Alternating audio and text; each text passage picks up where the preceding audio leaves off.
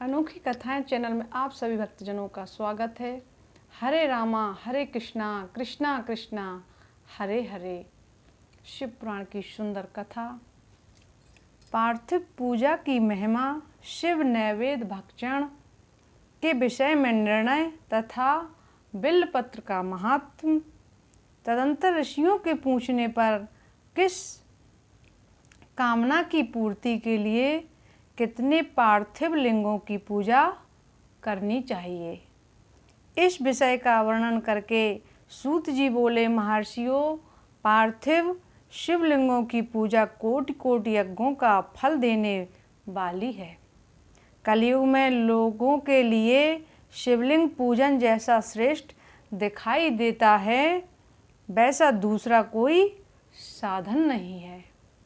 यह समस्त शास्त्रों का निश्चित सिद्धांत है। शिवलिंग भोग और मोक्ष देने वाला है। शिवलिंग 3 प्रकार के कहे गए हैं, उत्तम, मध्यम और अधम। जो 4 अंगुल ऊंचा शिवलिंग है और देखने में सुंदर हो तथा वेदी से युक्त हो, उस शिवलिंग को शास्त्रज्ञ महर्षियों ने उत्तम कहा है। उससे आधा शिवलिंग मध्यम और उससे आधा अधम माना गया है। इस तरह 3 प्रकार के शिवलिंग कहे गए हैं जो उत्तरोत्तर श्रेष्ठ हैं। ब्राह्मण, क्षत्रिय, वैश्य, शूद्र अथवा विलोम शंकर कोई भी क्यों न हो, वह अपने अधिकार के अनुसार वैदिक अथवा तांत्रिक मंत्र से सदा आदर पूर्वक शिवलिंग की पूजा करें। ब्राह्मणों, महर्षियों, अधिक कहने से क्या लाभ। शिवलिंग का पूजन करने में स्त्रियों का तथा अन्य सब लोगों का भी अधिकार है। द्विजों के लिए वैदिक पद्धति से ही शिवलिंग की पूजा करना श्रेष्ठ है, परंतु अन्य लोगों के लिए वैदिक मार्ग से पूजा करने की सम्मति नहीं है। वैदिक द्विजों को वैदिक मार्ग से ही पूजन करना चाहिए, अन्य मार्ग से नहीं। और गौतम आदि के शाप से जिनका चित्त दग्ध हो गया है, उन द्विजों की वैदिक कर्म में श्रद्धा नहीं होती है। जो मनुष्य वेदों तथा स्मृतियों में कहे हुए सत्कर्मों की अवहेलना करके दूसरे कर्म को करने लगता है, उसका मनोरथ कभी सफल नहीं होता। इस प्रकार विधिपूर्वक भगवान शंकर का नैवेद्यांत पूजन करके उनकी त्रिभुवनमयी 8 मूर्तियों का भी वही पूजन करें। पृथ्वी, जल, अग्नि, वायु, आकाश, सूर्य, चंद्रमा तथा यजमान ए भगवान शंकर की ही 8 मूर्ति कही गई हैं। इन मूर्तियों के साथ साथ सर्वभव, रुद्र, उग्र भीम, ईश्वर, महादेव तथा पशुपति, इन नामों की भी अर्चना करें। तदंतर चंदन, अक्षत और बिल्वपत्र लेकर वहाँ ईशान आदि के क्रम से भगवान शिव के परिवार का उत्तम भक्ति भाव से पूजन करें। ईशान, नंदी, चंड, महाकाल, भृंगी, वृष, स्कंद, कपदीश्वर, सोम तथा शुक्र ये 10 शिव के परिवार हैं, जो क्रमशः ईशान आदि 10 दिशाओं में पूजनीय हैं। तत्पश्चात भगवान शिव के समक्ष वीरभद्र का और पीछे कीर्तिमुख का पूजन करके विधिपूर्वक 11 रुद्रों की पूजा करें। इसके बाद पंचाक्षर मंत्र का जप करके शतरुद्रीय स्तोत्र का, नाना प्रकार की स्तुतियों का तथा शिव पंचांग का पाठ करें। तत्पश्चात परिक्रमा और नमस्कार करके शिवलिंग का विसर्जन करें। इस प्रकार मैंने शिव पूजन की संपूर्ण विधि का आदर पूर्वक वर्णन किया। रात्रि में देव कार्य को सदा उत्तराभिमुख होकर ही करना चाहिए। इसी प्रकार शिव पूजन भी पवित्र भाव से सदा उत्तराभिमुख होकर ही करना उचित है। जहाँ शिवलिंग स्थापित हो, उससे पूर्व दिशा का आश्रय लेकर नहीं बैठना चाहिए या खड़ा होना चाहिए, क्योंकि वह दिशा भगवान शिव के आगे या सामने पड़ती है। इष्ट देव का सामना रोकना ठीक नहीं है। शिवलिंग से उत्तर दिशा में भी ना बैठें, क्योंकि उधर भगवान शंकर का वामांग है जिसमें शक्ति स्वरूपा देवी उमा विराजमान है। पूजक को शिवलिंग से पश्चिम दिशा में भी नहीं बैठना चाहिए, क्योंकि वह आराध्य देव का पृष्ठभाग है। पीछे की ओर से पूजा करना उचित नहीं है, अतः अभिष्ट दक्षिण दिशा ही ग्रह है, उसी का आश्रय लेना चाहिए। तात्पर्य यह है कि शिवलिंग से दक्षिण दिशा में उत्तराभिमुख होकर बैठें और पूजा करें।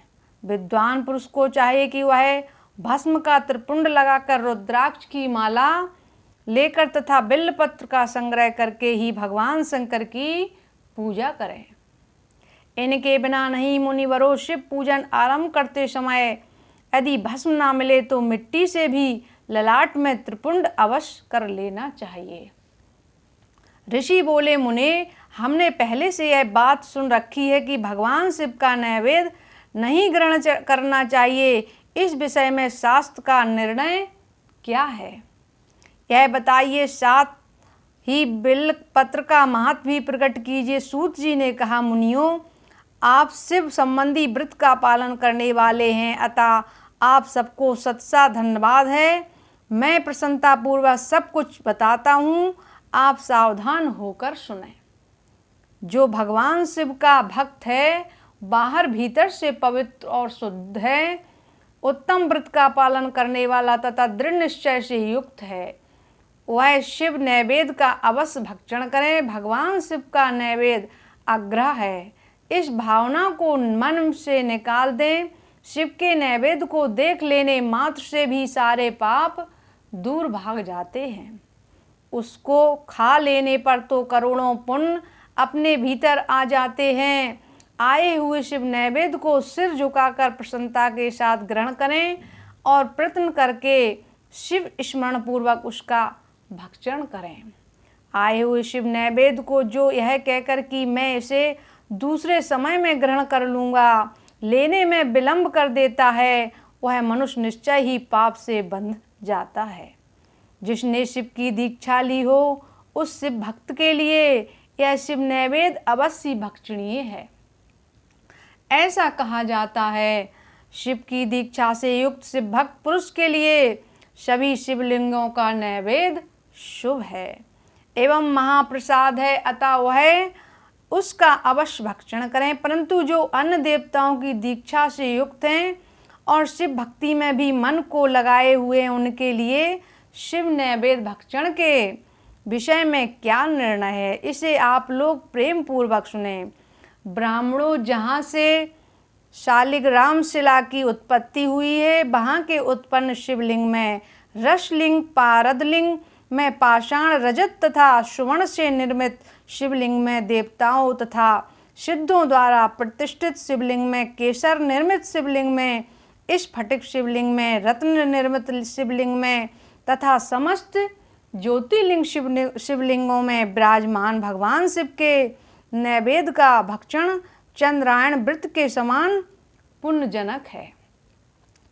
ब्रह्म हत्या करने वाला पुरुष भी यदि पवित्र होकर शिव निर्माण का भक्षण करके उसे सिर पर धारण करे तो उसका सारा पाप शीघ्र ही नष्ट हो जाता है।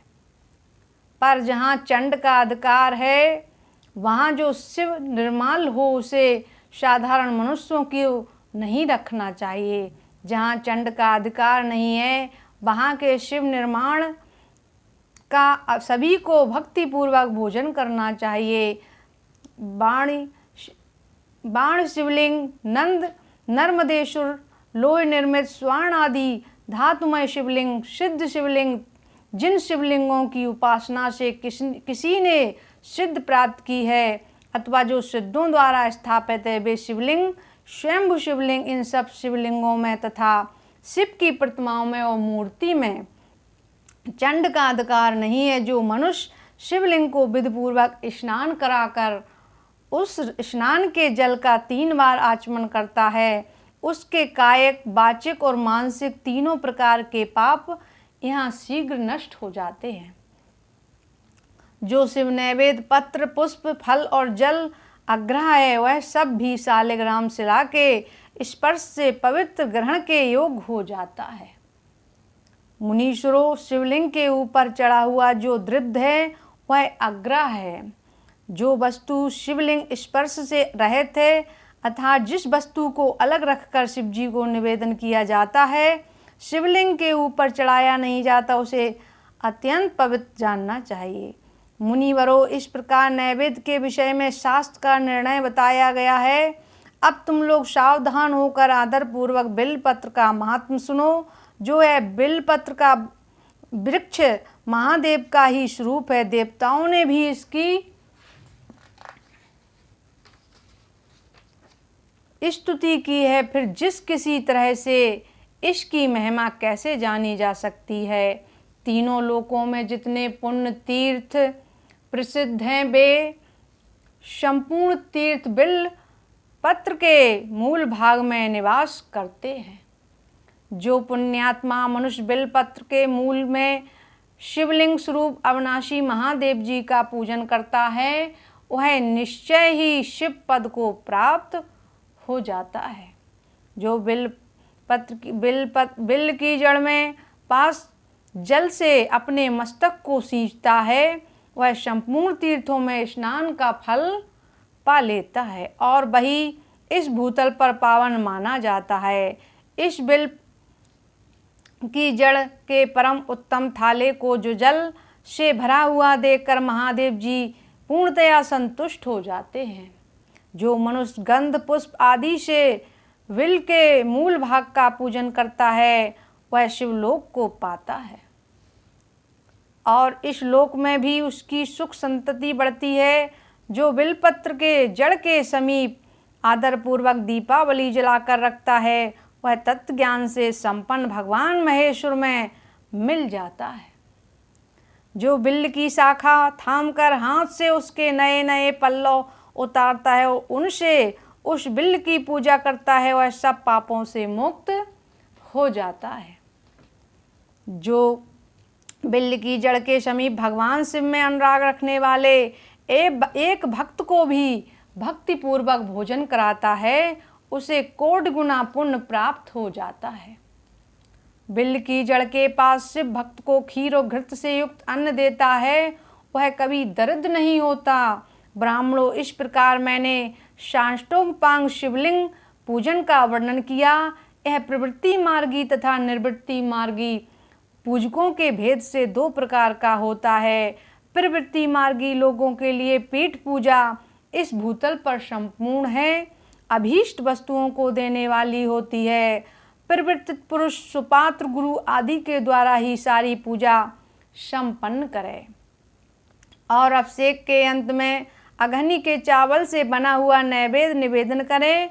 पूजा के अंत में शिवलिंग को शुद्ध संपुट में विराजमान करके घर के भीतर कहीं अलग रख दें। निर्वृत्ति मार्गी उपासकों के लिए हाथ पर ही शिव पूजन का विधान है। उन्हें भिक्षा आदि से प्राप्त हुए अपने भोजन को ही नैवेद्य रूप में निवेदन कर देना चाहिए। निर्वृत्ति पुरुषों के लिए सूक्ष्म शिवलिंग ही श्रेष्ठ बताया जाता है। वे विभूति से पूजन करें और विभूति को ही नैवेद्य रूप से निवेदित भी पूजा करें। पूजा करके उस शिवलिंग को सदा अपने मस्तक पर धारण करें। बोलिए भक्तवत्सल भगवान की जय। आगे की कथा कल। सभी भक्तों को जय श्री राधे कृष्णा।